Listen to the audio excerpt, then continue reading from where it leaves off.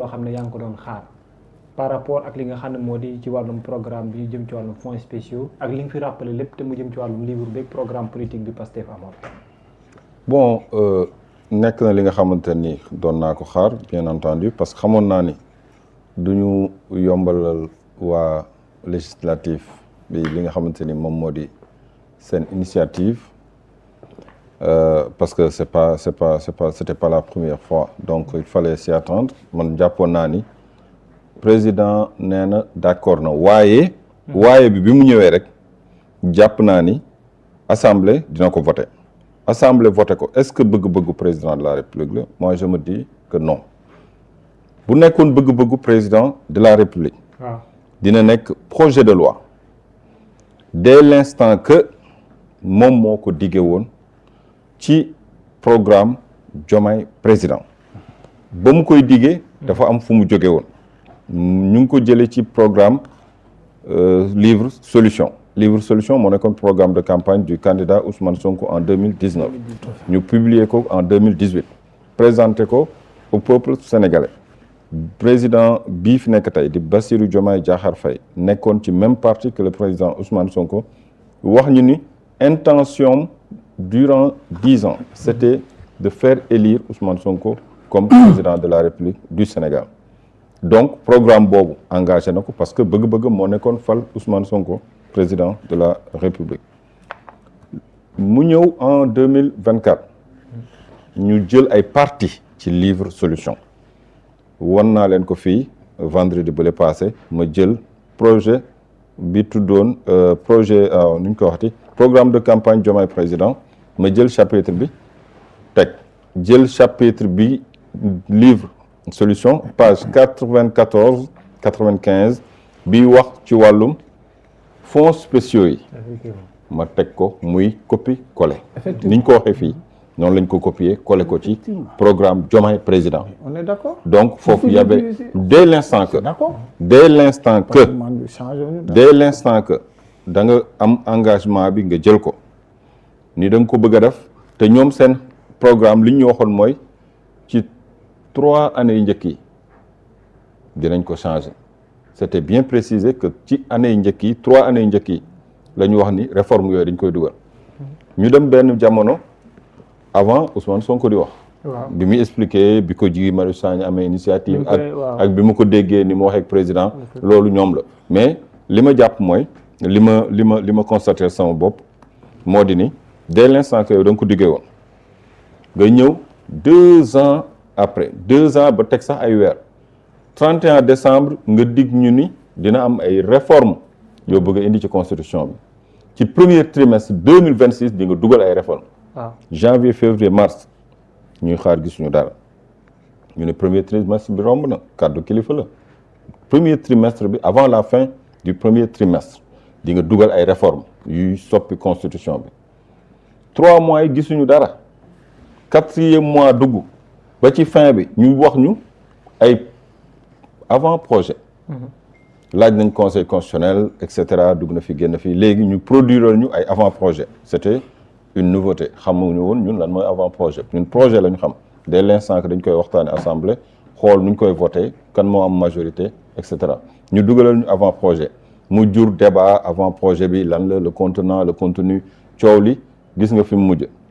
mais ci biir avant projet yooyu li ci gën a doy waar mooy loolu noonu jëm ci wàllum fonds spéciaux yi da cee sax nekkul te ñun seetlu nga suñu débat yëpp ñu ngi doon wax naan assemblée nationale pour quelle raison muy xaar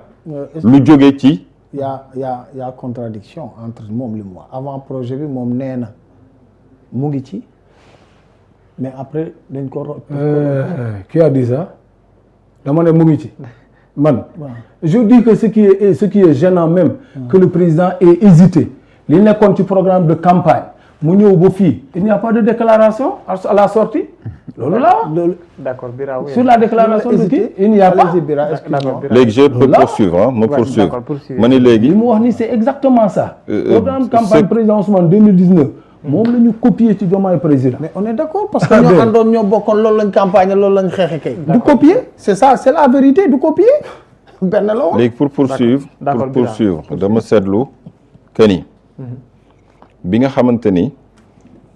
avant projet yi ñëw na déjà loolu noonu nekku ci woon mais loolu benn aspect la mais ñun li ñu seetlu woon mooy assemblée nationale bi dafa campagne 2024 moom tamit dafa dem campagne di laaj majorité am ay mbir yu mu campagne ni dafa bëgg a am lu mu soppi ci réewum Sénégal moom assemblée nationale ci li ko constitution may ci ay prérogative am mu ni dafa bëgg a soppi xam nga kuy laaj mairie waaw doo ñëw di promettre naan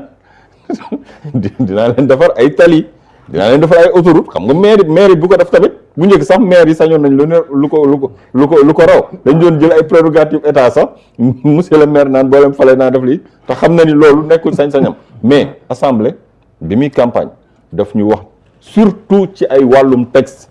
la ñu dig ay coppite parce que loolu mooy le rôle du législateur le législateur mooy voter ay loi di changer ay texte mais daf ñoo wax ni ñu texte nii ne leen nañ ko fi dindi il faut que ñu am majorité nit ñi jox leen majorité ñu sentir benn attentiste bu yàgg surtout benn comportement d'attentiste lu yàgg puusuñu paasuñu ñëpp naan mais assemblée nationale bi lan mooy njariñam apparemment on a l'impression que El Malick Ndiaye moom voilà dafa toog rek ak ay tànkam loolu lañ doon wax naan président assemblée nationale bi deful dara léegi bi ñu gisee loolu ñu sentir benn situation boo xam te ni ñoom dañ defoon sur place puis avant projet yi waree ñëw avant projet yi di ñëw ñu gis li ñi commencé di bouger à l'Assemblée nationale li ñi commencé di bouger d'un seul coup li ñi commencé di bouger ñu dugal ay proposition nañ def lii nañ def lii nañ def lii ci moment yooyu la avant projet yi ñëw ñoom ñu taxawaat xaar avant projet yi pour étudier avant projet yi vous comprenez foofu la yëf yi nekk léegi ci lañ ñu xamal ñoom assemblée ni ñu amoon nañu ay proposition de loi mais dès l'instant que dañoo digoon ay réformes durant le premier trimestre ñoo taxoon ñoom nee nañ dañ doon xaar ñu xaar ba xam lan moo nekk ci réforme yooyu avant ñoom ñuy commencer te à l'époque dama doon wax ni gisuma bon c'est par courtoisie républicaine mais gisuma woon njariñ li amul woon xaar parce que yéen dañ leen a fal am mission bu ñu leen déjee kii dañ koo fal am mission seen ñaari mission mun ngeen ko def simultanément mais loolu la constitution bi wax que liggéeyu assemblée ak liggéeyu exécutif bi nekkul kii dafa war a xaar kële mën nañ liggéey ku nekk mën nga liggéey te bañ a sóor sa liggéeyu morom parce que texte yi bind nañ ko noo xamante ni bu ñaari mbir dajee sax dañuy wax ni bii mooy priorité bii day xaar kon loolu leen di xaar kële déggoo moo amoon xam nga amul xaar waroo leen xaar mais déggoo am na parce que premier ministre bi bu ne Guy Marius Sagna ba mu amee initiative bi ma yëg ko dama ni ko xaaral parce que am na lu ñu war a waxtaane ci la waxtaan ak président de la république ci lu Sonko wax ni ko dégg naa proposition de loi bu jóge fee te comme ñun ñoo ko porté woon mu di suñu promesse bu jógee fële gàcce lay doon ñun ñoo ko war a porté mu nekk projet de loi comme ni mu parce que c'est une promesse de campagne voilà parce que c'était une promesse de campagne de l'actuel président de la République comme ni mu porté woon moom projet de loi sur le durcissement des peines infligées aux homosexuels comprendre boobu la njëkk a sentir mu nekk mbir mu ñu voté assemblée nationale te dañoo jàpp ni jógewul ba tey ci ñi nga xamante ni ñoo député yi ñuy commencé di leen critiquer léegi Ousmane Sonko ba muy wax loolu boobu il était toujours premier ministre ba muy nettali mbir mi boobu ci hémicycle bi la ko nettali et il était toujours premier ministre il était toujours premier ministre ba mu koy nettali xam nga dañuy wax naan ba mu fa jógee la non ba muy expliquer ci biir boobu mu ngi nekk premier ministre ajjuma googu mu ngi yoroon costume premier ministre question d'actualité il était encore premier ministre oui ou non si voilà boobu mu ngi koy ci la doon expliquer le pourquoi lii am retard te ba mu yëgee wax na ko mu war a waxal mun ko may ma tuuti mu demaat ba ci biir mu relancer ko waat nangam expliquer li nga xamante ni moom moo di scénario bi donc jàpp naa ni mbir mi guddal gàttal lenn la Babacar mu di wàllum transparence moo tax Pastef agsi fi mu agsi ndax loolu la doon woote manque de transparence bi amoon ci réew mi Pastef di ko dénoncer ci suñu ay ressources naturelles ci gestion étatique bi ci xaalisu askan wi ci contrat yi ci leneen ak leneen moo tax Pastef dem ba am oreille attentive du côté de la population ñuy campagne di ñu gëmloo ni dañuy ñëw pour balayer la maison assainir les finances publiques assainir la gestion ñu wóolu leen jox leen léegi ndax nguuru Pastef waroon nañ fa dégg quiproquo bu jëm ci wàllum setal jamais leeral jamais jubal jubbanti warul woon am coow warul woon am débat fii ci plateau bi parce que bu fekkee ñoo bokk ADN séparé wu nañu loolu c'est vision politique yu wuute la mais waruñu woon séparé wu ci ñàkk déggoo ci wàllum jubal ak jubbanti d'accord loolu man sama xalaatu bopp loolu dafay jaxasoo day indi paradoxe alors mais ay projet ay avant projet amendement yooyu yëpp waru cee mën a am parce que yéen a ko waxoon def leen ko point et on passe à autre chose Al Amine Lo li mu dugal ndax da nga bokk ci ñenn ñi gëm ne ci ay prérogative am la yoon ko may mu def ko wala ndax da nga bokk ci ñenn ñi jàpp ne lu ko président de la république sant la mu jëf ko xam nga Gueye l'original dafa wax léegi fii nii loolu lépp li ko waral moom moo di dafa am benn choc des institutions am na nu mu ko articuler pour wane ni daal entre les institutions noté woon naa ko parce que bëgguma jël utiliser mot bu mu waxul mu ni ma non j'ai pas dit ça j'avais même noté le mot mais comme j'ai dit choc des institutions voilà c'était prévisible et on l'a théorisé ça je l'ai dit le premier ministre n'est pas une institution c'est le gouvernement qui est l'exécutif et l'exécutif est dirigé par le président de la République. Premier ministre. J'ai dit moom laa le législatif et l'exécutif. waaw moom laa expliqué mani le premier ministre n'est pas le chef de l'exécutif globalement c'est le président de la République chef de l'État et chef de l'exécutif n'est-ce pas bu ma Gueye l'original waxee ni dafa am choc des institutions kon nañu jàpp ni le premier ministre n'est qu'un cheval de Troie am déet ah oui si le premier ministre moo ñu xamal defal ma def bàyyil ma bàyyi laa xam moom nee na defal ma def bàyyil ma bàyyi moo ko wax de léegi yow ki la yilif du président de la République dugal amendement exécutif législatif bi d'accord ci ñoom ñaar ñu dëppoo ci ay kàddu ni léegi dañuy voter ñu voter ba pare yow mi ni defal ma def bàyyil ma bàyyi loolu laa xam yow mi ñu jiital di la joxe instruction parce que kenn falu la dañ la nommé par décret di la jox ay instruction nga war ko jëfe yow yaay wëlbatiku li sa kilifa bëgg d'accord ci beneen institution bi bëgg ko d'accord ci yow yaa ci am ay sikki sàkk di xool di ci gis ay luy ñuul ci soow mi c'est parce que dama jàpp ni defal ma def bàyyil ma bàyyil bu demee ba dem décision boobu dañ ñu ko defal waaw dañu ko dugalal recours mu dugal recours ko sant bien sûr que oui loolu ça coule de source loolu mooy logique bu doon dañuy raisonner rek logique pour logique même bu fekkoon sax dafa am esprit critique logique pour logique exécutif bi dafa am ku ko jiite kooku mooy patron n'est-ce pas patron boobu d'accord na ci mbir mi waaw où est le problème mais je vois pas où est le problème mais ba muy d'accord man ci li ma dégg mu d'accord mooy wàllum déclaration de patrimoine à l'entrée comme à la sortie waaye it nañ ko yaatal mais lu jëm ci fonds spéciaux yi est-ce que wane na ci waaw amendement am na ay amendement yi ñu dugal mais ñoom dañoo delloo si waat cadre social bi te proposition de loi bi dafa encadrer dans le cadre de sécurité nationale ak internationale dafa restreindre social bi lañu bëgg social bi lañ ko dindi parce que suñ ko ci dugalee mooy nekk prox ndoll pour le président que muy def yenn yi mais Bira mën nga ma may foofu tuuti non dinaa ñëw ci yow léegi di nga am après nga def xam nga ci social boobu nga ma wax sax waaw yaa ngi dégg ñu naan ci débat bi yaa ngi dégg ñuy jóg naan waaw président de la République bu demee kër xalif général des Mourides non déjà foofu rek pourquoi ñu bëgg a citer exemple les xalif généraux ci wàllum social ba naan bu demee sax enveloppe bi muy jox xalif bi vous vous rendez compte comme si non débat bi laa wax non je parle pas de Gueye l'original je parle des débat yi ma gis débat ñi nekk ak président en l'occurrence Abdourahmane Diouf moo taxaw ci télé ni fonds yooyu noonu njariñ li dafa am solo ndax tey bu seetee xalif général des mourides dafa njëkk ni bu seetee les xalif généraux ba ci biir wax ji mu ni bu seetee la xalif général des mourides la mu koy jox ci enveloppe di ko dimbalee ci màggal bi ci fonds yooyu lay jóge qu'est-ce que cela oui non j'ai cité dama explicitement li mu wax laa wax d'accord na moo tax je prends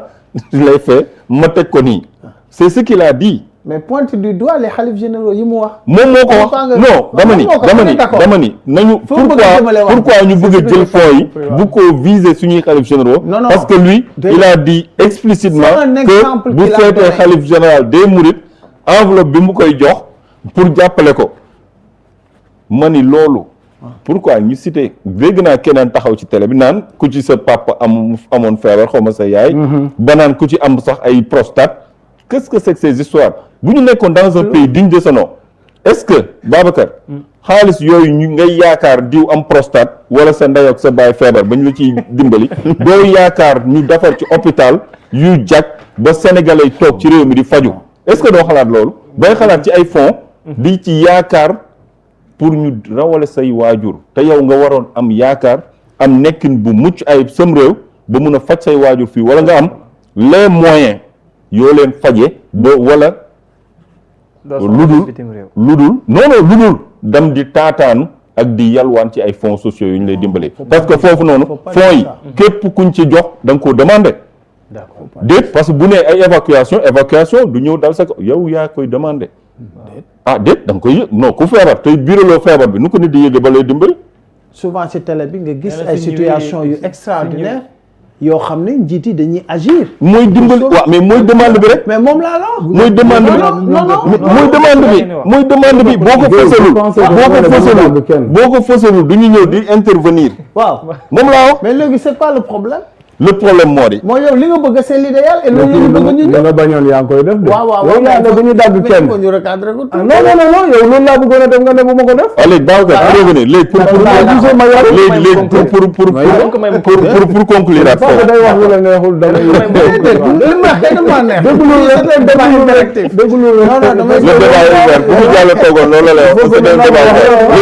léegi pour terminer foofu parce que Guèye nee na lii da koo mën. waaw loolu la wax. raisonnement boo ci nekkee il faut que mu dagg la pour. après non am fil conducteur. non Diallo Guèye yaa ko wax ni lii da nga koy mën fort non da nga ciy fort yaa ni tu es très fort en ça. waaw nee nga champion nga ci. nous on est champion en raisonnement on est champion en raisonnement. moom je suis champion en raisonnement. oui mais il est champion en ça. champion à ça nit di wax nga dagg ko xam nga pour kii déglu man mun xam nga boo ma daggee man mën naa teg sama loxo fu ma yemoon professionnel de l'information moom laa la wax damay teg sama baaraam mais kii déglu day perdre le fil kon yow li ngay def xam nga ko li ngay def xam nga ko léegi on me l'a dit je suis d'accord je vous laisse continuer c'était vous deux léegi yow yaa ma ci dugal léegi man du ma la dagg léegi pour terminer rek dama bëgg wax que ni Alamine Lo wax naa ci démarche bi nga xamante ni def na ko mani la waaw Assemblée nationale am na lu mu bëgg a def amendement jóge na exécutif bi finalement ils se sont entendus sur un point mooy amendement bi kee bëggoon kii nee na ko nangul naa la ko donc on vote léegi lan moo ci indi recours à Alamine Lo benn secondo lan moo tax ñu ni dañuy dem référendum du askan wi ñooy la ñuy laaj waaw askan bi kan moo leen teewal du assemblée nationale du député yi député yi ñan ñoo leen fal du askan bi ni leen suñu kàddu yéen lañ ko jox ñan lañ yaakaaroon ñoo leen teewal constitution bi nga xamante ni ñu ngi koy changer tout le temps sans cesse di ko changer ci assemblée nationale bal tàkkul géej gi déwardoo te ñu ngi koy changer sans cesse tout le temps ça passe inaperçu parce que dañoo jàpp ni dafa nekk loo xamante ni nekkul lu statique du taxaw benn place jamono day dox d'accord da ngay dox ànd ak moom lu jar a soppi mu mën a méngoo jamono chaque jour dañ koy def pour mu nekk njëriñu askan jarul coow mais pour ce point ci nee naa gàcce gi mooy le fait que Pastef ak ex-Pastef aujourd'hui kiiraay dem bay am ay quiproquo ci wàllum alalu askan wi ak yorin gi. mooy problème bi. loolu nee naa la war na nekk gàcce ci bii boor comme ci bële boor. d'accord maanaam waxuma ñi ñëw greffé wu moi je parle des pacifiens. parce que tey ñu ci bëri tey ay waa kiiraay lañu am ñu ci bëri tey kii xoolal Guèye mu may xool yow au moins bokkoon nga ci ñi apporté woon seen soutien avant ñu ñëw au pouvoir kon yow taxaw ma wax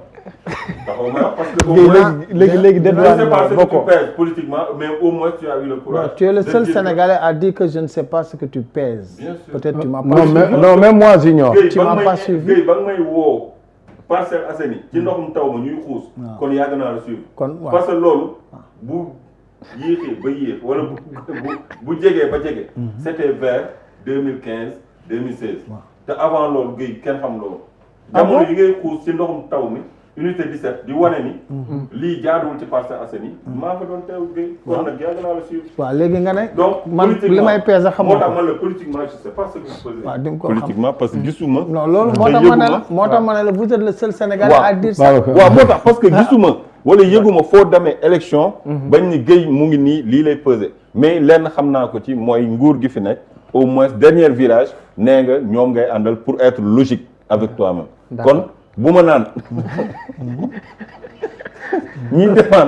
défendre fonds sociaux yi ñiy défendre fonds sociaux yi ñiy défendre fonds sociaux. non j'ai rien compris ci li muy wax. parce Voilà. que c'est pas ce que je pèse. non di nga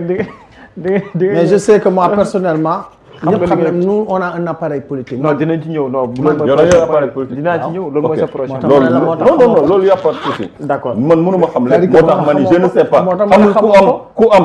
ku am fa nu ñu koy waxti modestie ni je ne sais pas. kooku kay xamul. moo tax ma la xamoo ko. xanaa li bon kay mooy xamoo ba pare nga yow tu ne sais pas ce que je moo tax ma ni. On je est ne d'accord. sais pas mais au moins moo. mais il faut essayer de savoir. non da nga ni tu ne comprends pas. il faut essayer de savoir. da nga ne xamuloo dara ci li ma wax. c'est ce que tu as dit. Tu n'as rien compris. Ce que tu as dit là, j'ai rien compris. non dinaa ñëwaat ci yow nga tontu ci laaj boobu alors. C'est mon droit le plus absolu. d'accord honorable Oui. non mën nga def tour de table ah. Ouais. mais bon la question mooy que. J'ai rien compris. sa ancien coordonnateur départemental. muy le ministre Yankhoba Diémé moom aussi dafa def benn sortie am lu bare loo xam ne jot na koo déballer par rapport ak Ousmane Sonko ci fonds spéciaux yi ci achat de voitures yi dem sax ba expliquer na.